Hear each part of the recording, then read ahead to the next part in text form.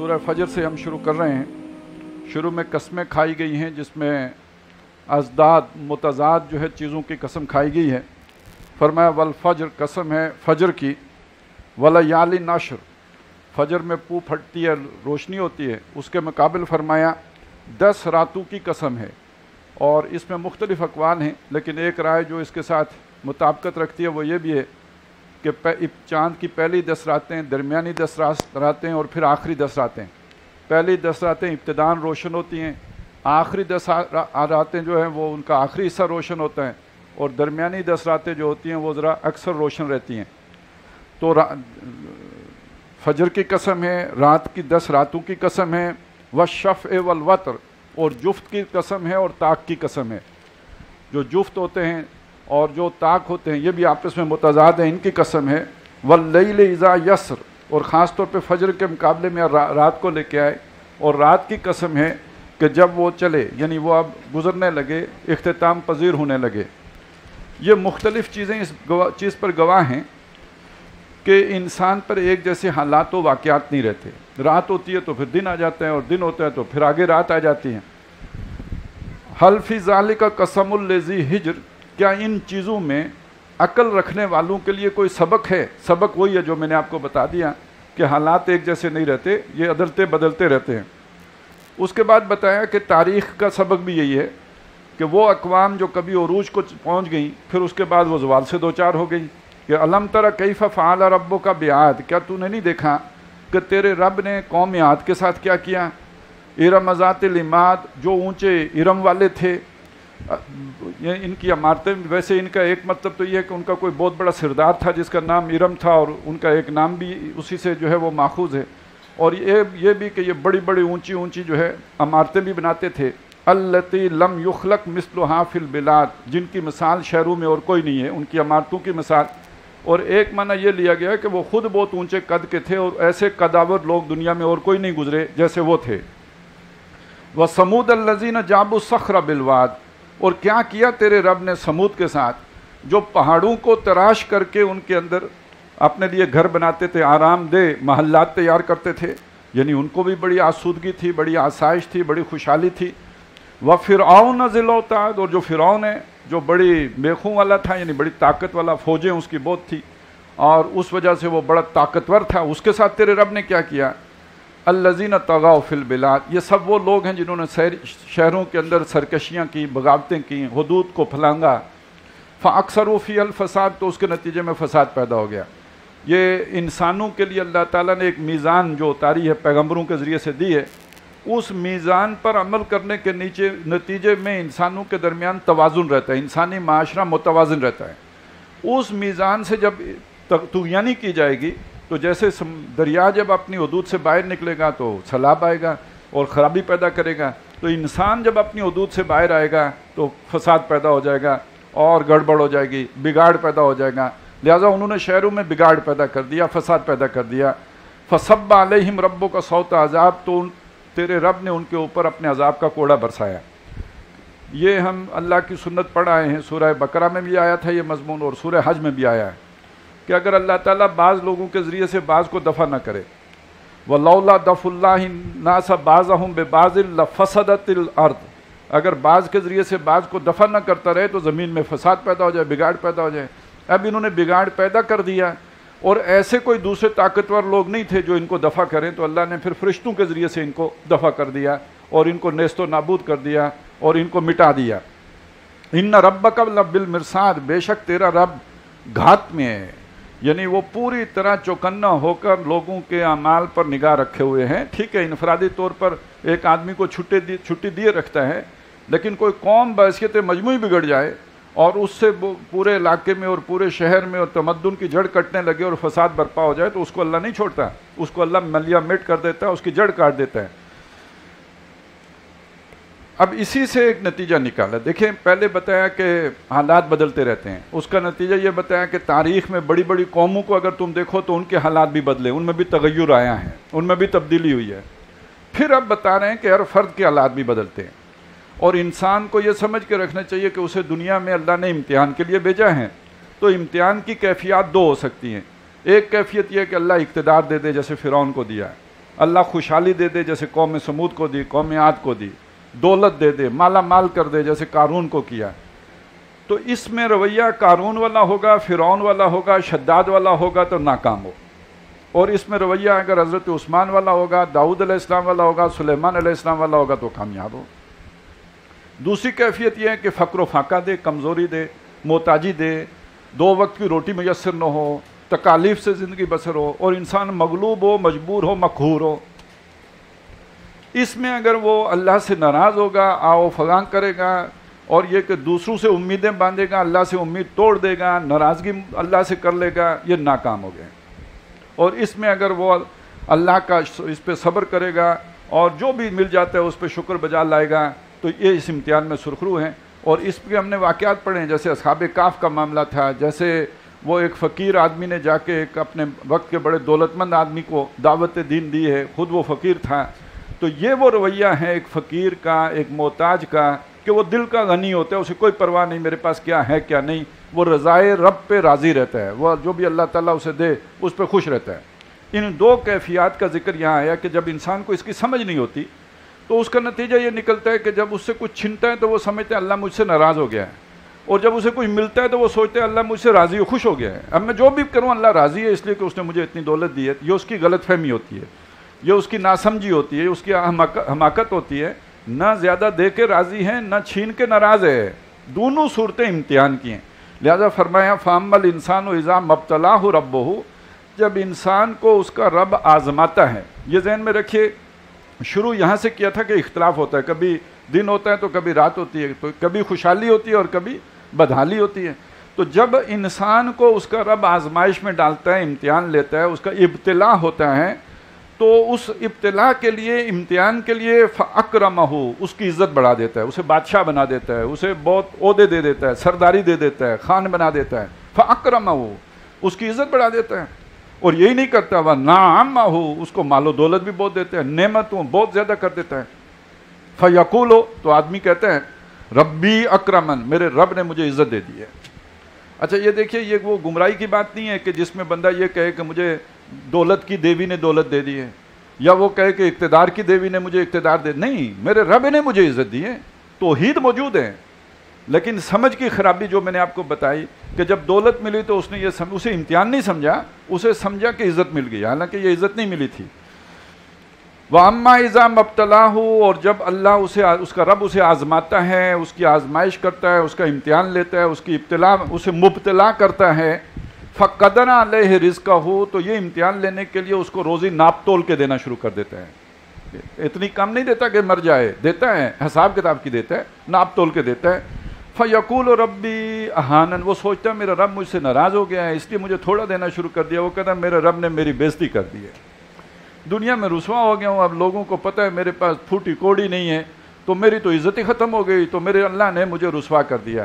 اب یہ نہیں کہتا کہ کوئی شیطان نے جادو کر دیا فلانو، جیسے لوگ کہتے ہیں، بے ایمان آدمی نہیں ہے، توحید پر ایمان ہے، جانتا ہے جو کچھ بھی کرتا ہے اللہ کرتا ہے، لیکن یہ کہ جس شے کو نہیں سمجھ رہا وہ دنیا کی حقیقت کو نہیں سمجھ رہا، کہ یہ سمجھتا ہے دنیا میں اللہ دے تو اللہ کا انعام ہے اور چھین لے تو اللہ کی ناراضگی ہے۔ کلا، ایسا نہیں ہے، بل لا تکرمون الیتیم، بلکہ یہ وہ لوگ ہیں جو اس رویے کے حامل ہیں، تم لوگ یتیم کی عزت نہیں کرتے، مطلب یہ ہے کہ آخرت کو نہیں مانتے ہو۔ یہ ہم جا کے آگے آج ہی پڑھ لیں گے، ارائیت الذی یکذب بالدین، آپ نے دیکھا اس شخص کو کہ جو بدلے کے دن کو جھٹلاتا ہے، فذالک الذی یدعو الیتیم، یہ وہ شخص ہے جو یتیم کو دھکے دیتا ہے۔ تو کلا بل لا تکرمون الیتیم کا مطلب کیا ہے کہ تم بدلے کو نہیں مانتے، تم سمجھتے ہو بدلہ دنیا میں ملتا ہے، دنیا میں نہیں ملتا، بدلہ آخرت میں ملے گا۔ اس غلط فہمی کو نکال دو دل سے۔ یہ اس سورہ مبارکہ کا مرکزی مضمون یہ ہے، یہ دل سے نکل گئی تو نتیجہ کیا نکلے گا؟ نتیجہ یہ نکلے گا مل گیا تو بھی مطمئن اور چھن گیا تو بھی مطمئن، ہاں چوکنے رہیں گے کہ بھائی کوئی غلطی نہ ہو جائے، کوئی زیادہ، بلکہ زیادہ جو ملا ہوا ہے اس میں غلطی کا زیادہ امکان ہے۔ جس کے پاس ہے ہی کچھ نہیں اس نے تو صرف صبر کرنا ہے، اور جس کے پاس بہت کچھ ہے اس نے صرف شکر ہی نہیں کرنا بلکہ اسے بہت حساب کتاب کے ساتھ استعمال کرنا ہے، کیونکہ اس سے تو یہ بھی پوچھا جانا ہے کہ جناب آپ نے یہ خرچ کہاں کیا تھا، اور چونکہ اس کی ساری ضرورتیں پوری ہونے کے لیے اس کے پاس وافر اسباب موجود ہیں، لہذا اس کا خطرہ رہے گا کہ وہ اللہ سے غافل ہو جائے، اللہ کو بھول جائے۔ جس کے پاس سامان ہی نہیں ہے کچھ، اسے تو ہر وقت اللہ یاد رہے گا، اسے پتہ ہے شام کی روٹی نہیں ہے، وہ رب لما انزلت الی من خیر فقیر اس کی دل سے نکلتا رہے گا۔ لہٰذا یہ ایک فرق ہے کہ گویا دولت والی آزمائش، اقتدار والی آزمائش، نعمتوں والی آزمائش فقر و فاقے والی آزمائش سے زیادہ مشکل ہے اور زیادہ گمبھیر ہے۔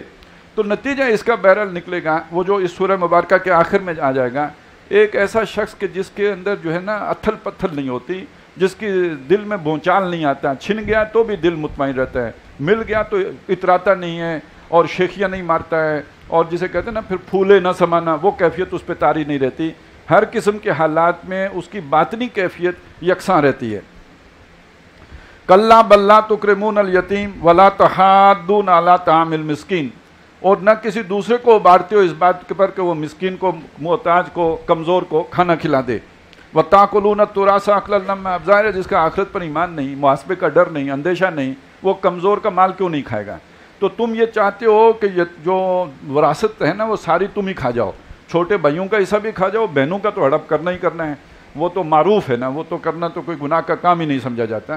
لیکن یہ کہ بہرحال وہ اسی لیے نہیں سمجھا جاتا کہ آخرت کی باز پرس کا کوئی اندیشہ نہیں ہے، دنیا میں چونکہ کوئی پوچھتا نہیں، لہٰذا سارے بہنوں کا حصہ تو ہڑپ کرو، تو داؤ لگے تو بھائی کا حصہ بھی ہڑپ کر لو۔ وَتَأْكُلُونَ التُّرَاثَ أَكْلًا لَمًّا، ساری میراث اکیلے ہڑپ کرنا چاہتے ہو۔ وَتُحِبُّونَ الْمَالَ حُبًّا جَمًّا، اور تم محبت کرتے ہو مال سے خوب جم کر اور گہری محبت، خود دل لگا کے اس سے محبت کرتے ہو۔ کلا، لیکن نہیں، یہ تمہارا رویہ غلط ہے، سوچ غلط ہے، نقطہ نظر غلط ہے، زاویہ نگاہ غلط ہے، اس طرح نہیں ہے۔ اذا دکت الارض دکا دکا، جب زمین کوٹ کوٹ کر برابر کر دی جائے گی، وجاء ربک والملک صفا صفا، اور آ جائے گا تمہارا رب بھی اور فرشتے بھی قطار اندر قطار کھڑے ہو جائیں گے۔ وجیء یومئذ بجہنم، اور نزدیک لائی جائے گی اس دن دوزخ۔ یومئذ یتذکر الانسان، انسان کو تب سمجھ آئے گی، اس دن سمجھ آئے گی، اصل حقیقت اس کو اس دن کھلے گی۔ وہ جو سورہ تغابن میں ہم نے پڑھا تھا نا کہ یوم یجمعکم لیوم الجمع ذالک یوم التغابن، وہ جمع ہونے کا دن جس دن وہ تمہیں جمع کرے گا، ہار اور جیت کا دن تو وہ ہے۔ تم کدھر دنیا میں ہار اور جیت لے کے بیٹھ گئے ہو؟ اصل ہار اور جیت کا دن وہ ہے۔ تو جب وہ دوزخ نزدیک آئے گی تو آدمی کو سمجھ آئے گی وَأَنَّا لَهُ الذِّكْرَىٰ، اب سمجھنے کا کیا فائدہ ہے۔ اصل میں اب یہ مضمون جڑ گیا پہلی آیات کے ساتھ، والفجر واللیال العشر والشفع والوتر واللیل اذا یسر هل فی ذلک قسم لذی حجر، یہ اس میں کوئی سبق ہے عقل مندوں کے لیے یا نہیں؟ وہ سبق کیا ہے؟ یہ سبق اگر کسی نے سیکھ لیا کہ یہ دنیا عارضی ہے، یہاں اگر خوشحالی ہے تو امتحان کے لیے ہے اور بدحالی ہے تو امتحان کے لیے ہے، تو اس کو نصیحت ہو گئی۔ اور اگر نہیں سیکھا تو بہرحال سیکھ تو جائے گا جب دوزخ کو سامنے دیکھے گا، لیکن اس سیکھنے کا فائدہ کوئی نہیں ہوگا۔ یقول، وہ کہے گا یا لیتنی قدمت لحیاتی، ہائے میری شامت، کاش میں نے اپنی زندگی کے لیے کچھ آگے بھیجا ہوتا۔ معلوم ہوا وہ وہاں بیٹھ کے یہ زندگی لگے گی ہی نہیں، وہ اسے زندگی نہیں سمجھے گا، وہ کہے گا کاش میں نے زندگی کے لیے کچھ کیا ہوتا، یعنی زندگی تو اب آئی ہے سامنے اور اس کے لیے میں نے کچھ بھی نہیں کیا، میں تو سارا دنیا ہی میں کھپ کے آ گیا ہوں۔ اب یہ بات کلیئر ہو گئی کہ یہ دنیا دار شخص کا رویہ ہے جو بیان ہوا ہے کہ جب اسے دولت ملے تو کہے رب نے عزت دی ہے، اور جب چھن جائے تو کہے رب نے بے عزتی کی ہے، جس کا جو دنیا ہی کا طالب ہے یہ اس کا رویہ ہے۔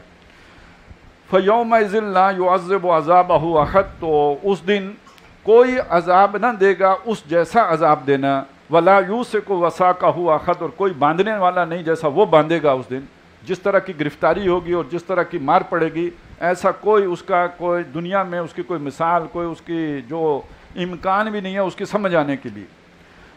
یا ایتھا النفس المطمئنہ، اے وہ جان جو چین میں ہے، اطمینان میں ہے۔ اب اس کے بہت سارے اسی تشریح کی گئی ہے، لیکن جو سیاق و سباق آیا ہے اس میں معنی کیا بنا ہے؟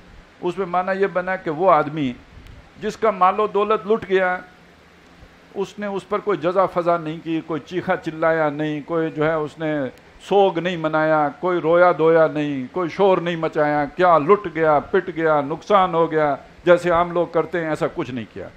بلکہ بعض بزرگان دین کا آپ نے سنا ہوگا کہ نقصان کی خبر آئی ہے، جہاز ڈوب گیا، آپ کا تجارت کا سارا سامان غرق ہو گیا، الحمدللہ اللہ کو اسی میں بہتری منظور تھی، ہمیں نہیں پتہ، جو اللہ نے کیا بہتر فیصلہ کیا، الحمدللہ۔ تھوڑی دیر بعد خبر آئی کہ نہیں، وہ خبر غلط تھی، وہ تو سارا جو ہے محفوظ ساحل پہ پہنچ گئے، تو انہوں نے کہا الحمدللہ۔ تو جو آدمی اس کیفیت میں ہے وہ ایک مطمئن آدمی ہے. وہ جو ایک ہوتا ہے نا آج کل ایک وہ بتاتے ہیں ہمارے ماہرین نفسیات، ایک bipolar psychological bipolar disorder ہوتا ہے. وہ بندہ مطلب اس کا پنڈولم شخصیت کا جھولتا ہی رہتا ہے، کبھی وہ بالکل مایوس ہو کے بیٹھا ہوتا ہے اور کبھی وہ بہت ہی ایکٹیو اور بڑا فعال اور بڑا اس کے اندر جو ہے ایک جوش اور جذبہ پیدا ہو جاتا ہے. اس کے مقابلے میں ایک شخص ہے جو ہر دو حالات میں بالکل مطمئن رہتا ہے، چین سے رہتا ہے، ایک جیسا اس کا رویہ رہتا ہے. یہ نفس مطمئنہ ہے. تو یا ایتھا النفس المطمئنہ ارجعی الی ربک راضیۃ مرضیہ، لوٹو اپنے رب کی طرف راضی رہتے ہوئے خوشی سے، کیونکہ تم اس کے جس طرح تمہیں آزمایا اس پہ راضی رہے ہو. جو بھی وہ تم پہ کیفیات آئیں تمہارے اندر کی کیفیت نہیں بدلی، اپنے رب سے راضی رہے ہو، راضی برضائے رب رہے ہو. وہ جو ہم نے سورہ تغابن میں پڑھا، ما اصاب من مصیبت الا باذن اللہ ومن یؤمن باللہ یہدی قلبہ، جو اللہ پر ایمان رکھتے ہیں مصیبتوں پر اللہ اس کے دل کو ہدایت کر دے دیتا ہے. کس چیز کی ہدایت دیتا ہے؟ اللہ کے فیصلے پر راضی رہنے کی ہدایت دے دیتا ہے. خدا خالق، خدا مالک، خدا کا حکم تو کیسا، رضائے رب پہ راضی رہے، یہ حرف آرزو کیسا، یہ تم راضی رہے ہو، اللہ تم سے راضی ہے، تم اللہ کے فیصلوں سے راضی رہے ہو. فادخلی فی عبادی، پس داخل ہو جاؤ میرے بندوں میں، وادخلی جنتی، اور داخل ہو جاؤ میری جنت میں.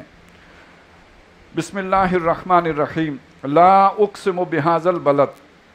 اچھا، ہم نے جو کل صورت پڑھی تھی اصل میں بڑے اہم مضامین ہیں جو ان صورتوں میں ہیں، لیکن یہ کہ مجھے یہ بھی بتایا گیا کہ ہم نے تھوڑا کوشش کرنی ہے کہ جلدی ختم ہو جائے. خواتین بھی ہیں اور خواتین کی ڈیمانڈ ہوتی ہے، ناحق ہوتی ہے، لیکن بہرحال ایک اعتبار سے صحیح بھی ہوتی ہے کہ انہوں نے سحری بنانی ہوتی ہے. تو وہ یہ ہے کہ جتنی جلدی ختم ہو جائے اتنا اچھا ہے. لیکن بہرحال اس مضمون کی طرف میں اشارہ ہی کر سکتا ہوں. کل سورہ اعلیٰ جب ہم نے آخر میں پڑھی تھی تو اس میں ایک مضمون آیا تھا کہ اللہ وہ ہے جس نے تقدیر بنائی، فہدا الذی قدر فہدا. یہ تقدیر کیا ہے؟ تقدیر ہر شے کو اللہ تعالیٰ نے جس سانچے میں بنایا وہ اس کی تقدیر ہے. پرندے کا سانچہ وہ اڑ سکتا ہے، انسان اڑ نہیں سکتا ہے، یہ اس کی تقدیر ہے. اسی طرح آدمی بول سکتا ہے، باقی حیوان بول نہیں سکتے، یہ تقدیر ہے. یہ ساری تقدیر اللہ کی رکھی ہوئی ہے. میری آنکھیں کیا دیکھ سکتی ہیں کیا نہیں دیکھ سکتی، یہ اللہ کی تقدیر ہے. کان کتنا سن سکتے ہیں کتنی آوازیں نہیں سن سکتے، یہ اللہ کی تقدیر ہے. یہ وزن کیا ہے، اڑ سکتے ہیں ہم نہیں اڑ سکتے، یہ سب تقدیر ہے. یہ اللہ کے فیصلے ہیں. اور یہ تقدیر کا وہ مطلب نہیں جو ہم کہتے ہیں کہ جیسے ہماری تقدیر تو آلموسٹ چانس کے قریب کی شے بنتی ہے. اللہ کی تقدیر ایک پرفیکٹ شے. اللہ کے اندازے کو اندازہ نہ سمجھیں، اللہ کا اندازہ تو یوں سمجھیں ناپا تولا ہوا، پرفیکٹ کیلکولیٹڈ. تو وہ ویل ڈیزائنڈ پرسن جو اس نے بنایا نا، یہ اس کی تقدیر ہے. ہر شے ایک اندازے کے مطابق، ضرورت کے مطابق، پرفیکشن کے ساتھ اس نے بنائی. اب اس تقدیر کے اندر فرض کریں ایک آدمی کی تقدیر میں 6 فٹ قد لکھا ہوا تھا، لیکن یہ کہ اس کو اگر مناسب خوراک نہیں ملی، اس کو مناسب اس کی نشو و نما نہیں ہوئی، یا اس کے سر پہ کوئی خاص ٹوپی پہنا دی تو وہ شادولے کا چوہا بن گیا، اب اس کی وہ گروتھ نہیں ہوئی، تو معلوم ہوا تقدیر تو تھی اس کی 6 فٹ ہونے کی، لیکن یہ کہ اس کے ساتھ کوئی ایسا ماحول کا اثر پڑ گیا جس کی وجہ سے وہ پوری طرح نشو و نما نہیں پا سکا، تو اپنی تقدیر کے مطابق پھل پھول نہیں سکا، اپنی تقدیر کو اچیو نہیں کر سکا. اب یہ بات جتنی آسانی سے آپ کو سمجھ میں آئی ہے، اگلی بات جو میں کہنے چلا ہوں وہ شاید اتنی آسان نہ ہو، وہ اس سے مشکل ہے. انسان کی تقدیر کا ایک ظاہری پہلو ہے جس میں یہ چیز جڑ جائے گی جو میں نے ابھی آپ کو بات کی. انسان کی تقدیر جو اصل ہے وہ اس کا باطنی پہلو ہے. لقد خلقنا الانسان فی احسن تقویم، یہ اس کا پوٹینشیل ہے، یہ اس کی کیپیبلٹی ہے جس پر اسے بنایا گیا ہے. اب اس تقدیر کو اچیو کرنے کے لیے ایک بڑا مناسب ماحول چاہیے، سازگار حالات چاہیے. اگر وہ مناسب ماحول اور سازگار حالات نہیں ہوں گے تو جیسے وہ شادولے کا چوہا بن جاتا ہے جسمانی طور پر، ایسے ہی باطنی طور پر ایک انسان شادولے کا چوہا رہ جائے گا. دیکھنے میں ہٹا کٹا ہوگا، 6 فٹ نہیں 7.5 فٹ ہوگا، گورا چٹا ہوگا، لیکن یہ کہ اس کا دل کالا ہوگا اور اس کے اندر بزدلی ہوگی. جیسے ہم نے پڑھا کانہم خشب مسندہ، ایسے ہوں گے جیسے دیوار کے ساتھ لکڑیاں کھڑی ہوں، سہارے کے بغیر کھڑی بھی نہیں ہو سکتی. انہیں زندگی گزارنے کے لیے سہارا چاہیے ہوگا، اپنے قدموں پر نہیں کھڑے ہو سکیں گے. اور پھر انسان کا وہ جو مقدر ہے جس پر اسے بنایا گیا وہ مسجود ملائک ہے. تقدیر اس کی یہ ہے کہ فرشتہ اس کو سجدہ کرے، لیکن وہ بن جائے گا حیوانوں میں بھی نچلا. اولئک کالانعام بل ہم اضل. یہ سب کیوں ہوگا کہ اس کی اس باطنی شخصیت کو نشو و نما نہیں ملی اس صحیح رخ کے اوپر، یہ سارا نقصان ہو جائے گا. تو ان صورتوں میں یہ بتایا گیا. اب دیکھیے یہ جو صورت ہم نے پڑھ لی اس میں کیا بات بتائی؟ اگر انسان کا نقطہ نظر یہ نہیں بنتا تو اس کی باطنی شخصیت کے اوپر پہلا جکڑ بندی آ جائے گی، وہ دنیا کی مصیبتیں جو ہے نا اس کو پکڑ لیں گی۔ اب یہ جو غم ہے، یہ دکھ ہے، یہ جو انسان اپنے اوپر لیتا ہے، یہ اس کو اندر سے گھن کی طرح کھانا شروع کر دے گا اور اس کی شخصیت مجروح ہوتی چلی جائے گی۔ اور یہ جو ہوتا ہے روگی آدمی، آپ نے دیکھا وہ بالکل جیسے ایک وہ حواس باختہ مانند ہو جاتا ہے۔ یہ ساری کیفیات در حقیقت اسی غلط نقطہ نظر کی پیدا کرتا ہے، دنیا کی محبت اسے یوں تباہ کر دے گی اندر سے۔ اب دوسری صورت میں دیکھیں، اس کا مرکزی مضمون بھی آگے آ رہا ہے، بات کھل جائے گی۔ فرمایا لا اقسم بہذا البلد، نہیں کا مطلب کیا ہے؟ یہاں انسان کے لیے یہاں خوشحالی نہیں ہے۔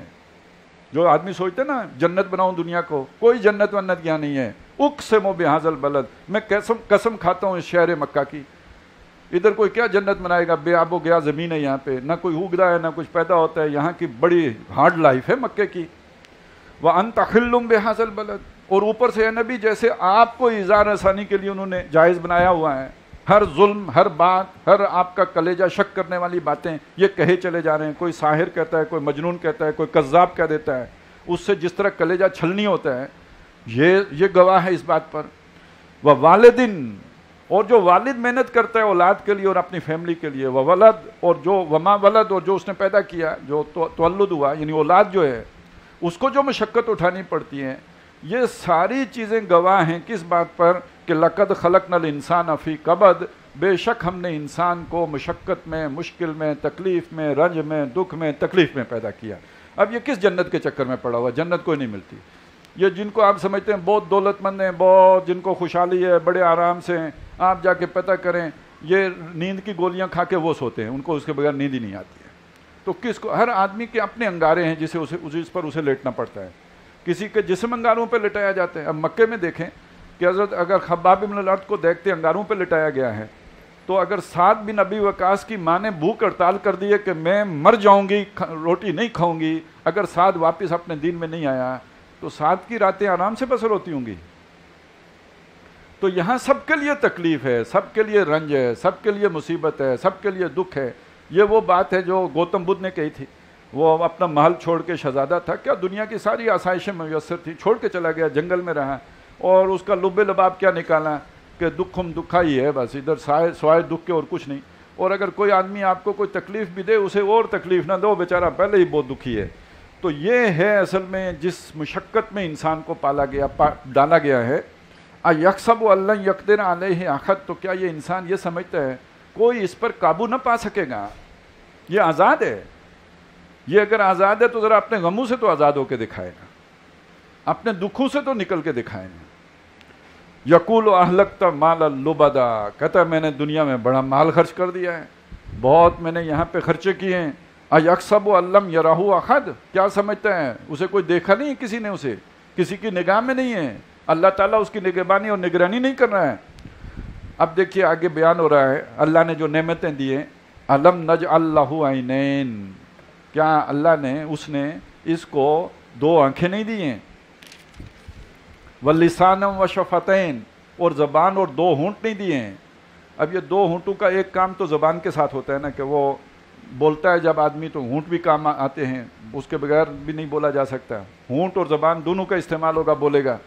وَهَدَيْنَاهُ النَّجْدَيْن، اور ہم نے اسے دو گھاٹیوں کی رہنمائی نہیں دی، ہدایت نہیں دے دی۔ اب اس کا ایک معنی تو یہ کیا گیا ہے جو عام کے شکر گزار بنتا ہے یا ناشکرہ بنتا ہے، یعنی دو رستے اس کو بتا دیے ہیں، چاہے تو شکر گزار بنے چاہے تو ناشکرہ بنے۔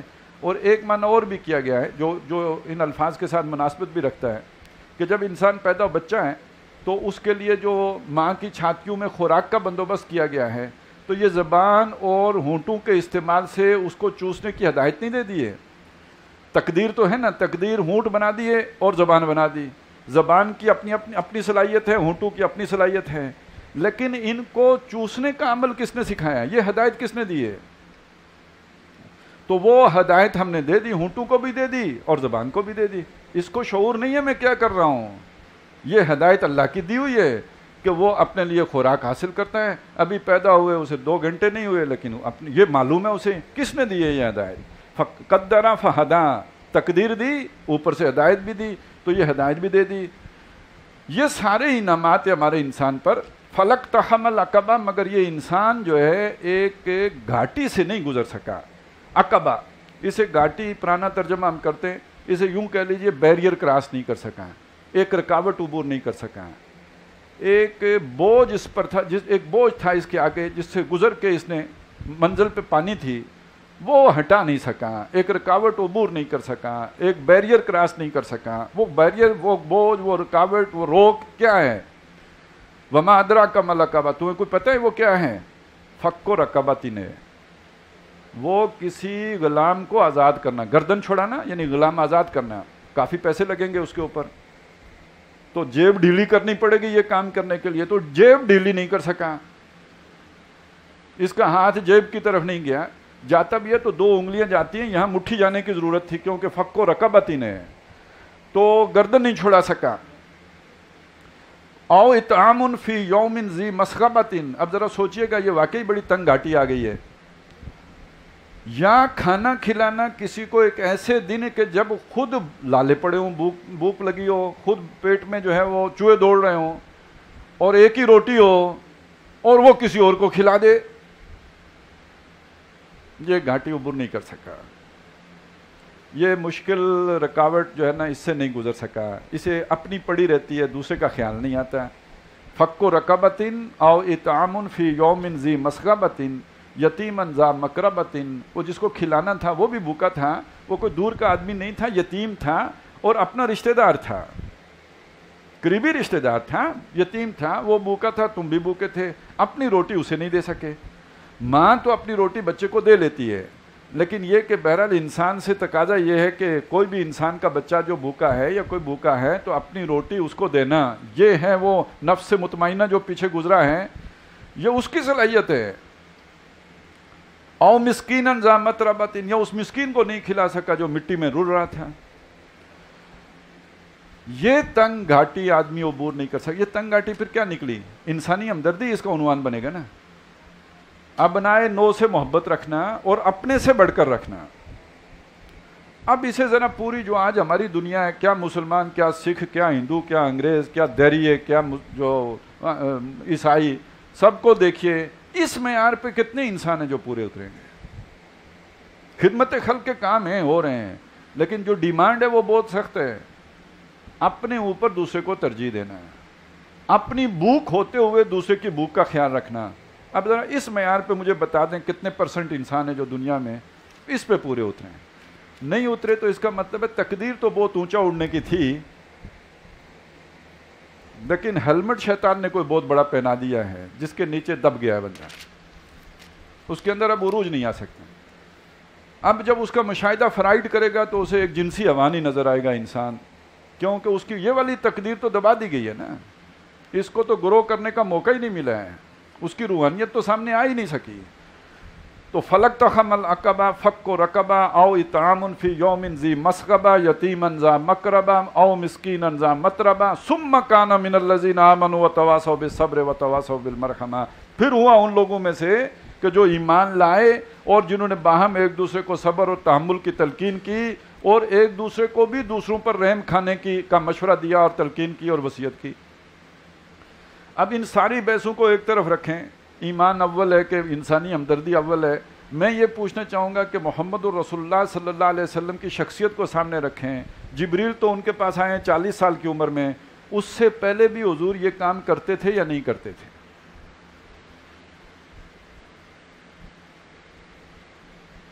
تو ایمان کی نوبت تو بعد میں آئی ہے نا. ابو بکر کے اندر یہ جذبات پہلے بھی تھے یا نہیں تھے؟ تو وہ والا ایمان وہ تو آتا ہی اس دل میں سماتا ہے کہ جس کے اندر انسانی ہمدردی ہو، جس کے اندر انسانی کٹھور دل آدمی، اسے اللہ کی بات کہاں سے سمجھ آئے گی؟ وہ تو اللہ کہتا ہے اس کے دل سخت ہیں، قسط قلوبہم. تو دل میں نرمی ہے تو پہلے ابنائے نو کے لیے وہ نرمی ظاہر ہوگی. اولئک اصحاب المیمنہ، یہ دائیں طرف والے یہ ہیں. جنت میں یہ سارے فراڈیے چلے جائیں اور حرص و حوث کے بندے چلے گئے، جنت کا ماحول بھی خراب ہو جائے گا جیسے دنیا کا خراب ہے. وہاں کی کوالیفیکیشن ہے، اس سے پہلے کچھ کسی تزکیے کے عمل سے گزرنا پڑے گا، اور جو یہ سلوک کی منزلیں چڑھے گا وہ ہے کہ جو جنت میں جائے گا، تاکہ وہاں کا ماحول ٹھیک رہے. نہیں تو وہاں کون لڑائیاں نپٹاتے رہے گا؟ वहाँ भी फिर AC DC सारे रखने पड़ेंगे, और सारा जनाब सुप्रीम कोर्ट हाई कोर्ट भी रखनी पड़ेगी, लड़ाई होगी।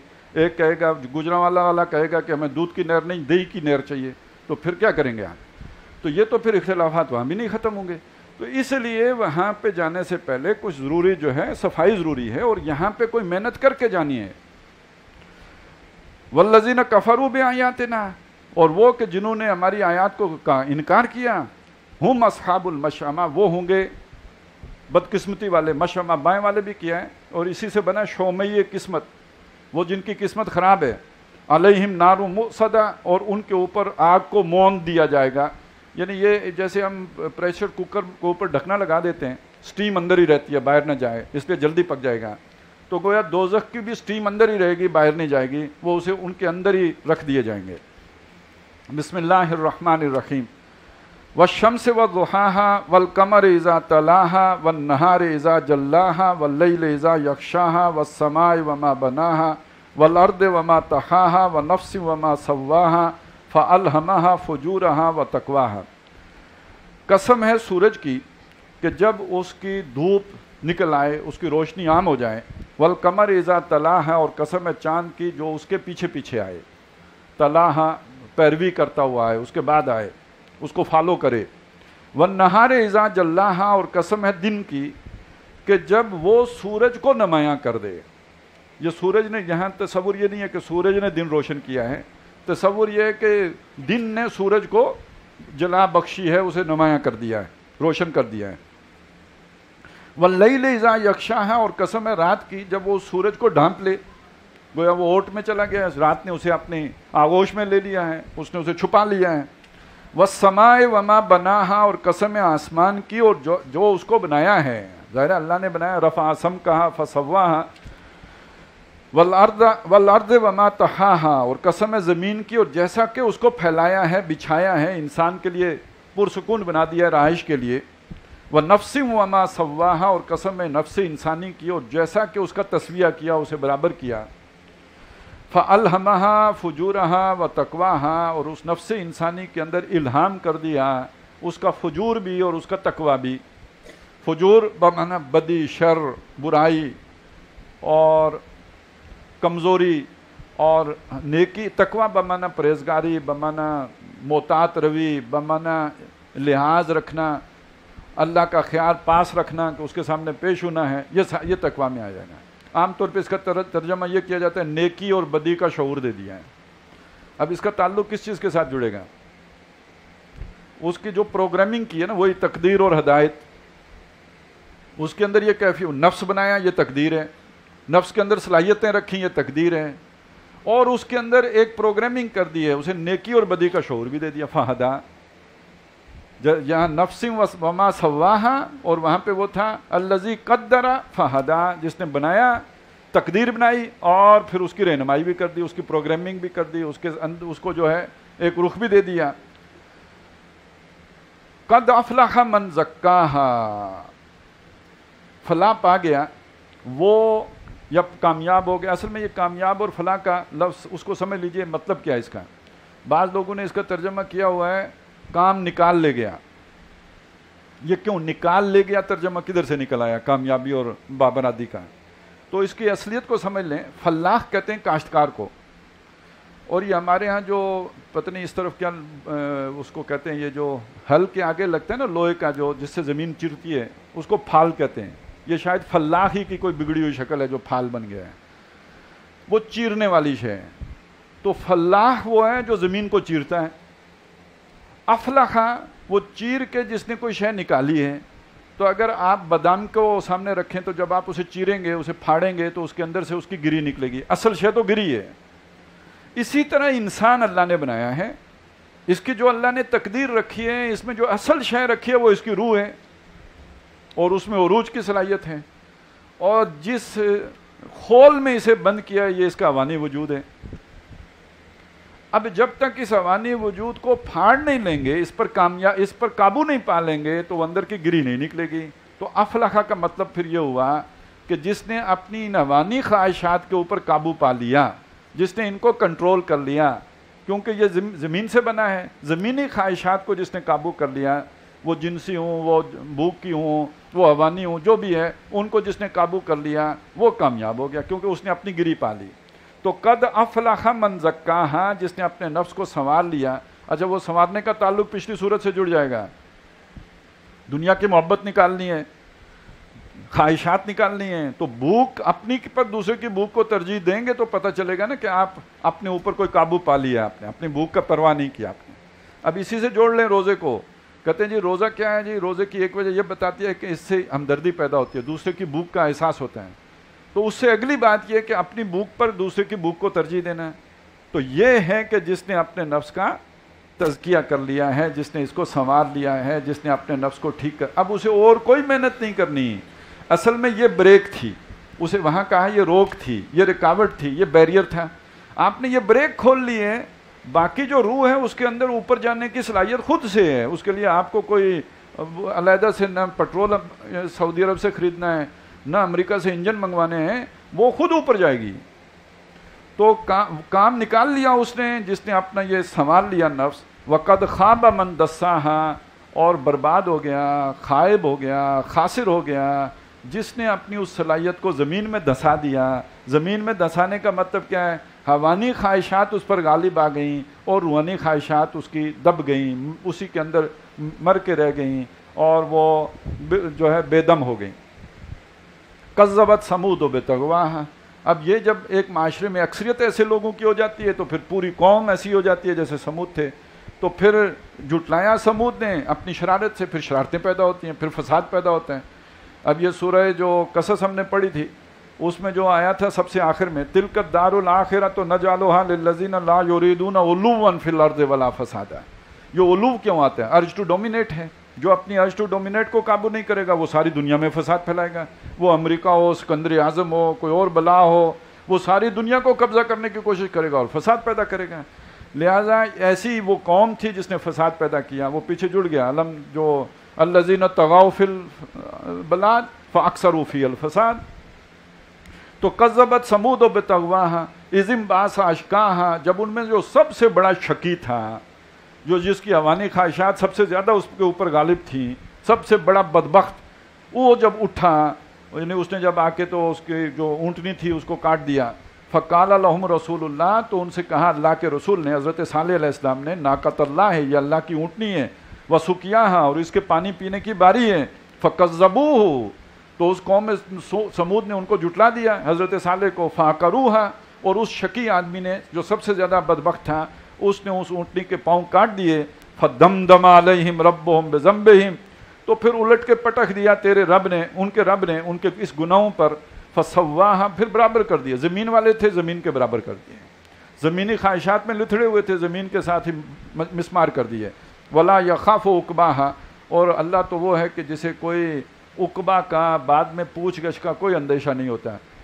دنیا میں کوئی بھی آدمی، بڑے سے بڑا بادشاہ بھی کوئی کام کرتا ہے تو اسے یہ سوچ ضرور آتی ہے کہ لوگ کیا کہیں گے، جواب کیا دوں گا، اپنے رشتہ داروں کو کیا بتاؤں گا، عائلہ میں کیا جواب دوں گا۔ اور کوئی بہت بڑا آرمی چیف بھی بہرحال کور کمانڈروں کو بتانا تو پڑے گا نا، یہ کام یوں کیا ہے۔ لیکن یہ کہ اللہ کو ایسا کچھ بھی نہیں ہوتا، اسے کس کو اس نے جواب دہی کرنی ہے اور کس کو جواب دینا ہے، اسے کوئی اندیشہ نہیں ہے کسی جواب دہی کا۔ بسم اللہ الرحمن الرحیم۔ واللیل اذا یغشی، قسم ہے رات کی جب وہ چھا جائے۔ والنہار اذا تجلی، اور قسم ہے دن کی جب وہ روشن ہو جائے۔ وما خلق الذکر والانثی، اور جو اللہ تعالیٰ نے مذکر و مؤنث بنائے ہیں، کیا انسانوں میں، کیا حیوانوں میں، کیا اشراط الارض میں، ہر شے میں مذکر و مؤنث بنائے ہیں۔ اس میں دیکھیے پھر اختلاف کا ذکر ہے، مختلف جو چیزیں اللہ نے بنائی، ازداد، دن رات اور مذکر مؤنث۔ ان سعیکم لشتی، بے شک تمہاری سعی، محنت، جدوجہد بھی مختلف ہے۔ جیسے دن اور رات مختلف ہیں، جیسے جنس مختلف ہے، ایسے ہی تمہاری محنت بھی مختلف ہے۔ کیوں مختلف ہے؟ تقدیر میں فالہمہا فجورہا و تقواہا بھی ہے۔ ایک وہ ہے جو تقوی کی روش پہ جائے گا، دوسرا وہ ہے جو فجور کی روش پہ جائے گا، تو کوششیں تو مختلف ہو جائیں گی نا۔ ایک کوشش دنیا کی کرے گا، ایک کوشش آخرت کی کرے گا۔ ایک مرید دنیا ہے، ایک مرید آخرت ہے۔ ان سعیکم لشتی، تمہاری محنتیں مختلف ہیں۔ وہ جو طالب اخری ہے، وہ جو طالب تقوی ہے، تو اس کا رخ کیا ہے؟ فاما من آتا، وہ کہ جو عطا کرتا ہے، سخی ہے، خرچ کرتا ہے، اور اس کا کلائمیکس وہ ہے کہ اپنے پیٹ پر دوسرے کے پیٹ کو ترجیح دیتا ہے. فَأَمَّا مَنْ آتَى وَاتَّقَى، اور اللہ کا لحاظ رکھتا ہے، اس کے سامنے اکاؤنٹیبلٹی کا ہر وقت اسے پاس رہتا ہے. وَصَدَّقَ بِالْحُسْنَى، اور اچھی بات کی تصدیق کرتے ہیں. اب یہ دیکھیے پچھلی صورت سے یہ امان مضمون ہے، سورہ بلد سے.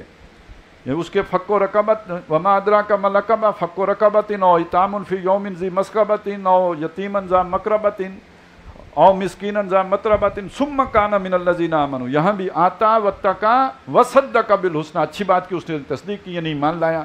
جو سب سے اچھی بات ہے وہ محمد رسول اللہ نے دعوت پیش کی اللہ کی، اس نے مان لی، وہ تسلیم کر لی.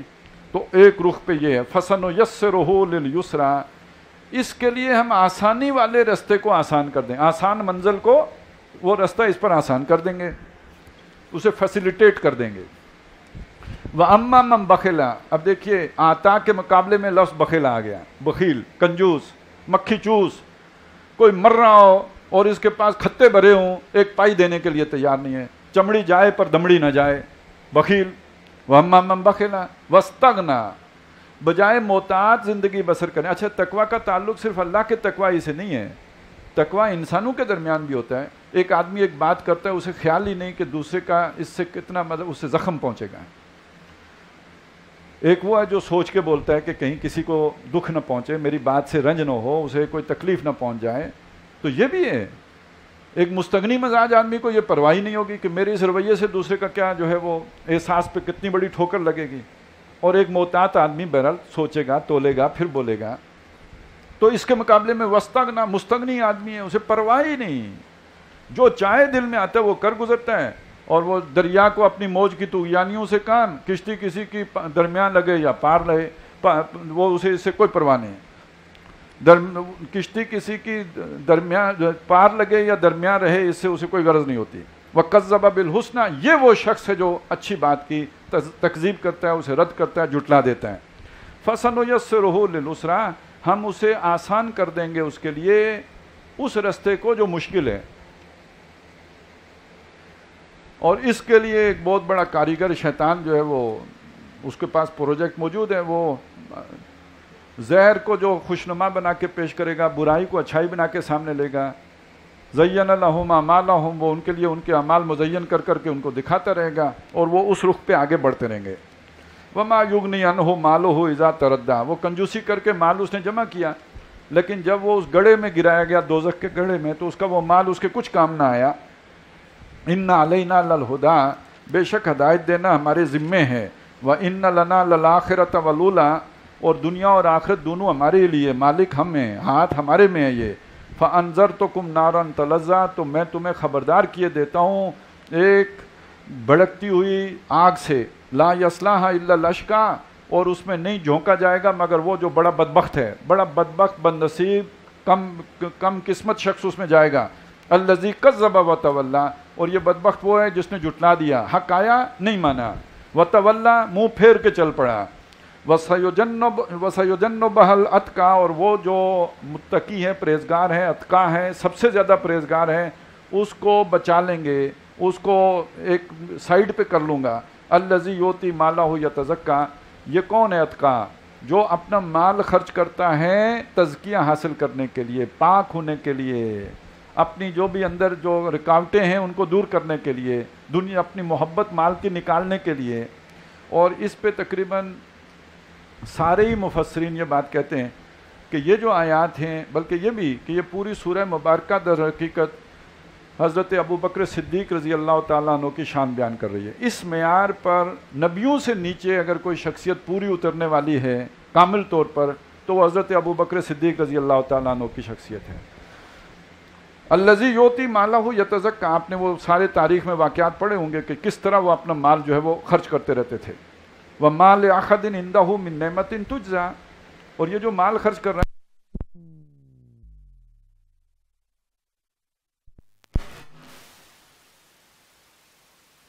اس کے اوپر کسی کا احسان نہیں ہے.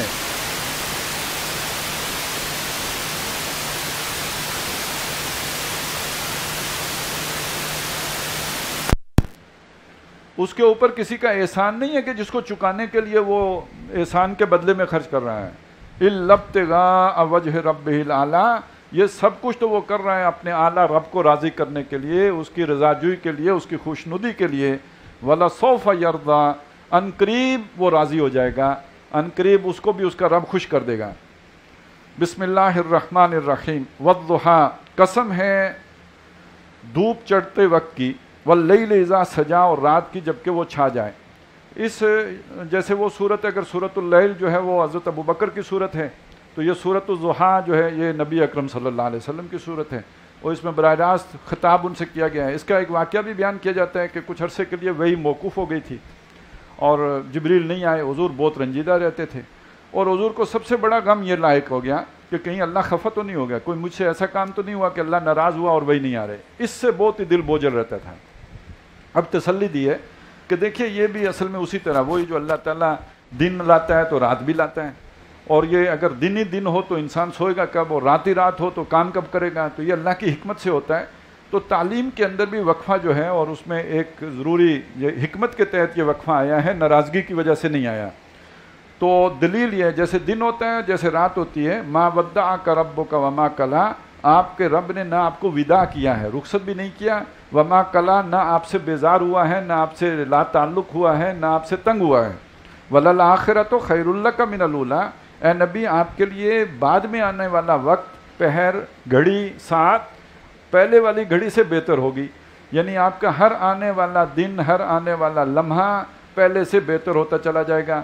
آپ جو ہے آپ کی شان میں، آپ کی قدر میں، آپ کی منزلت میں، آپ کے اعلیٰ اخلاق میں، آپ کے اثر و رسوخ میں ہر آنے والے دن اضافہ ہی ہوتا چلا جائے گا۔ وَلَسَوْفَ يُعْطِيكَ رَبُّكَ فَتَرْضَىٰ، ان قریب آپ کا رب آپ کو اتنا دے گا کہ آپ راضی ہو جائیں گے۔ پچھلی صورت میں آیا تھا وَيَرْضَىٰ، وہ راضی ہو جائے گا، اور یہاں آیا فَتَرْضَىٰ، تو راضی ہو جائے گا۔ بس اتنا صدیق اور نبی کا فرق ہے، ایک کو صیغہ غائب میں مخاطب کیا اور دوسرے کو صیغہ خطاب میں۔ الم یجد کا یتیمن فآویٰ، آپ کیوں پریشان ہوتے ہیں؟ آپ دیکھتے نہیں کہ آپ یتیم تھے تو اس نے آپ کو جگہ دی، ٹھکانہ دیا، حضرت خدیجہ کے ساتھ آپ کے جو وہ، بلکہ وہ آگے آ رہے ہیں، سب سے پہلے تو وہ ابو طالب اور خاندان نے آپ کو جو ہے وہ پالا پوسا۔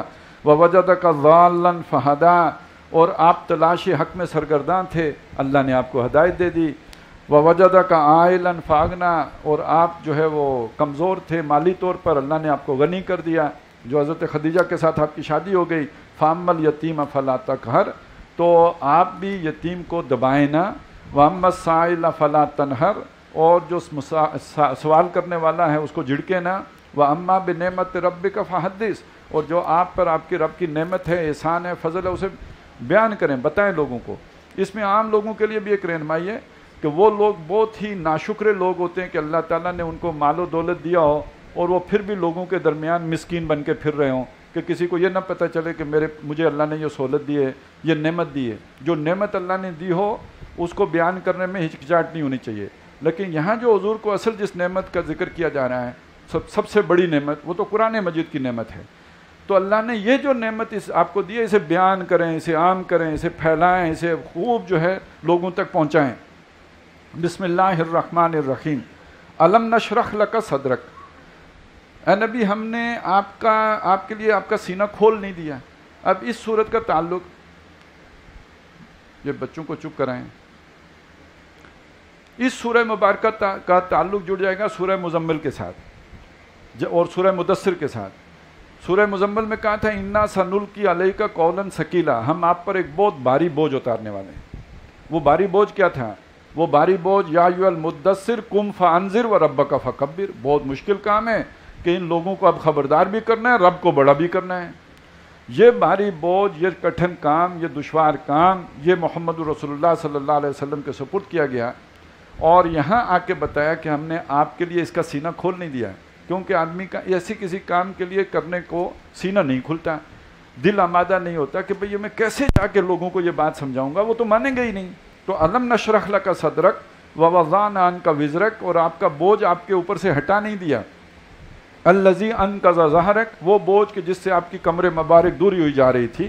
ورفعنا لک ذکرک، اور ہم نے آپ کا ذکر بلند نہیں کر دیا، اور اب تو خیر وہ 4 دانگے عالم میں بلند کر دیا ہے۔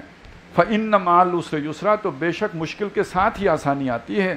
ان مع العسر یسرا، اور بے شک مشکل کے ساتھ آسانی بھی ہے۔ یہ اللہ کی سنت ہے. اب یہ دیکھیے وہ جڑ گئی بات ادھر، والفجر واللیال نشر والشفع والوتر واللیل اذا یسر، یہ عدل بدل ہوتا رہتا ہے، مشکل آسانی، آسانی کے بعد مشکل، یہ سارے معاملات اسی طرح چلتے ہیں. فَإِذَا فَرَغْتَ فَانْصَبْ، تو جب آپ فارغ ہو جائیں، ان ذمہ داریاں آپ کی ادا ہو جائیں، تو اس کے بعد آپ جو ہے اللہ کی طرف رجوع کریں، محنت کریں. فنصب، یہ نصب کرنا، اس کا ایک معنی تو محنت کرنا بھی ہے، اور ایک جیسے ہوتا ہے نا نصب العین، جہاں آپ نے آنکھ نصب کر کے رکھی ہوئی ہے، تو اس کا مطلب اپنے رجوع کریں، آپ متوجہ ہوں اللہ کے لیے. یہ دل چاہتا تھا. سورہ مزمل میں یہ مضمون بھی ہے کہ اب رات کو کھڑے ہو کے جو اللہ کی عبادت ہو رہی ہے اس میں کتنا دل لگتا ہے، اور یہ جا کے گلیوں میں جو تبلیغ ہو رہی ہے اس میں دل دکھتا ہے. ایک تو اللہ سے ہجرت ہو رہی ہے، اور دوسرا یہ کہ لوگوں کی باتیں سننی پڑ رہی ہیں.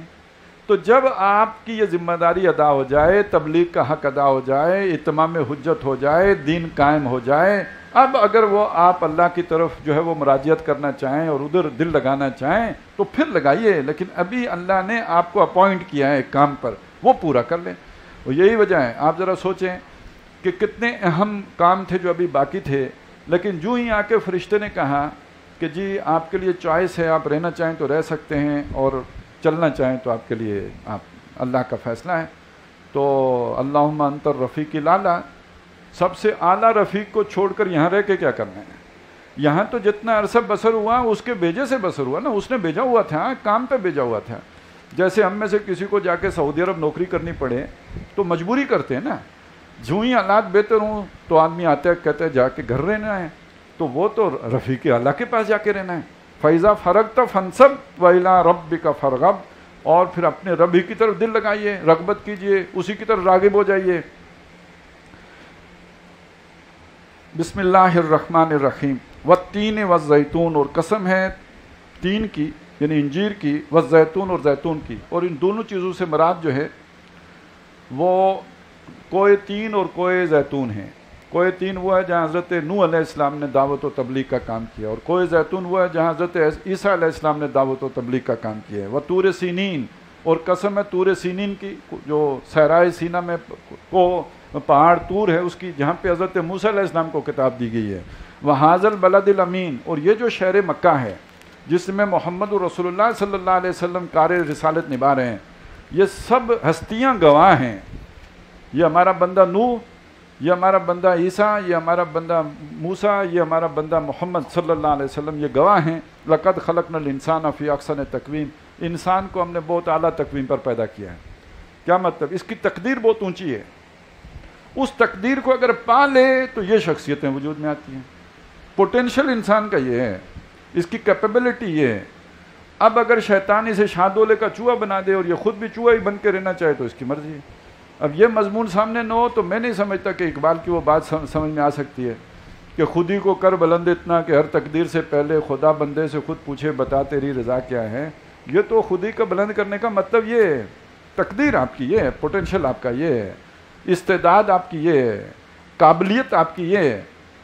لیکن ظاہر ہے ہر قابلیت کو پالش کرنا پڑتا ہے، ہر استعداد کو جو ہے وہ بروئے کار لانا پڑتا ہے، ہر کیپیبلٹی کو جو ہے اس کو بہرحال ایکسپلائٹ کرنا پڑتا ہے. اس کے بغیر تو نہیں ہو سکتا.